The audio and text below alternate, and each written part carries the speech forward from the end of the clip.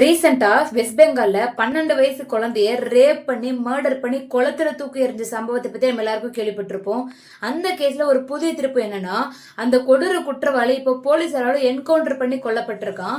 என்ன நடந்தது அப்படின்னா, போலீசார் என்கொயரி அப்போ இவன் போலீஸ் கிட்ட இருந்த துப்பாக்கியை பிடுங்கிட்டு ஓட முயற்சி பண்ணதாகவும், அப்ப போலீசார் தற்காப்புக்காக என்கவுண்டர் பண்ணி கொல்லப்பட்டதாகவும் இந்த செய்தியை சொல்றாங்க.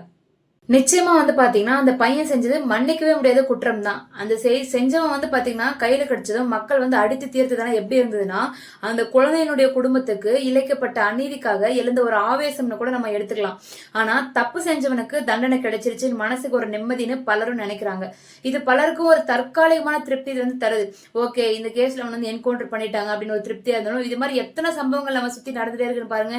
இந்தியாவில் பாத்தீங்கன்னா ஒரு நாளைக்கு ஒரு 10-20 நியூஸ் வந்துட்டே இருக்கும் போல. இந்த மாதிரி நமக்கு தெரிஞ்ச வரைக்கும் இன்னும் தெரியாம எவ்வளவு இடங்கள்ல பாத்தீங்கன்னா இந்த மாதிரி பாலியல் சீர்கேடுகள் நடந்துட்டு தான் இருக்கு. பெண் குழந்தைகள் காணாம போயிட்டு தான் இருக்காங்க. நம்ம இங்க ஒரு முக்கியமான விஷயத்தை கவனிக்கணும்.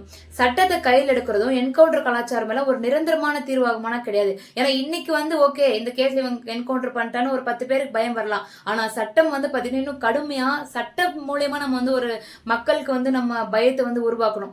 ஒரு மிக சிறந்த உதாரணம் தமிழ்நாட்டிலேயே நடந்திருக்கு. சேலத்துல ஒரு இளைஞன் பாத்தீங்கன்னா போக்சோ சட்டத்துல வழக்கு அவர் மேல போட்டாங்க. அவர் செஞ்சது தப்புன்னு சொல்லிட்டு உலகமே அவர் குற்றவாளியா பார்த்தது. ஆனா அவன் சொன்னா, இல்ல நான் தப்பு பண்ணல, நான் நிரபராதின்னு சொன்னா யாருமே கேட்கல. சோ கம்ப்ளைண்ட் கொடுத்து போலீஸ் அரெஸ்ட் பண்ணி எஃப்ஐஆர் போட்டு தள்ளிட்டாங்க. ஆனா பிடிவாதமா அவர் என்ன சொன்னாரு, நான் தப்பே பண்ணலன்னு. ஜாமீனும் கிடைச்சது அவருக்கு. அதையும் மறுத்துட்டு 2 வருஷம் சிறையில கஷ்டப்பட்டிருக்காங்க. அந்த பொண்ணுக்கு குழந்தையும் பிறந்துருச்சு. அந்த குழந்தை பிறந்ததுக்கு அப்புறம் டிஎன்ஏ டெஸ்ட் எடுத்து பார்த்ததுல அந்த குழந்தைக்கு இவர் தந்தை இல்லைன்னு தெரிய வந்ததுக்கு அப்புறம் முழுமையாக நிரபராதின்னு சொல்லிட்டு நிரூபிக்கப்பட்டாங்க. சோ யோசிச்சு பாருங்க, ஒருவேளை அந்த இளைஞனும் அந்த பதற்றத்துல அந்த ஆவேசத்துல மக்கள் அடிச்சு கொண்டிருந்தாலோ அல்லது போலீஸ் என்கவுண்டர் செஞ்சிருந்தாலோ இன்னைக்கு என்ன ஆகிருக்கும்? ஒரு அப்பாவி உயிரை பழி வாங்கி இருப்போம். அந்த பாவம் யாருக்கு போகும்? உணர்ச்சிகளுக்கு மதிப்பிடுவது மனித இயல்பு. ஆனா ஒரு சமூகமா நம்ம வளர்ந்துருக்கிறோங்கிறதுக்கு அடையாளம் என்னன்னா, அது சட்டம் மற்றும் நீதித்துறையை நம்பணும். நம்ம கண்டிப்பா தண்டிக்கப்பட வேணுங்கிறது எந்த ஒரு மாற்று கருத்துமே இல்லை. ஆனா அந்த தண்டனை என்பதை ஒரு விசாரணைக்கு பிறகு ஆதாரங்களுடன் முறையாக வழங்கணும். இப்ப இந்த வெஸ்ட் பெங்கால்ல இருந்து என்கவுண்டர்ங்கிறது ஓகே, அவங்க அவ்வளவு தப்பு பண்ணிருக்காங்க, அவங்க நடந்ததுங்கிறதப்ப நம்ம மனசுக்கு ரொம்பவே திருப்தியா இருக்கு.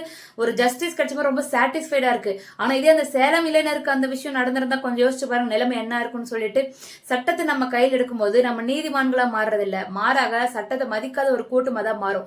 சோ உணர்ச்சிகளை விட அறிவார்ந்த சட்டமே ஒரு சமூகத்தை பாதுகாக்கும். சோ இதை பத்தி நீங்க என்ன நினைக்கிறீங்கன்றது மறக்காம கமெண்ட்ஸ்ல சொல்லுங்க.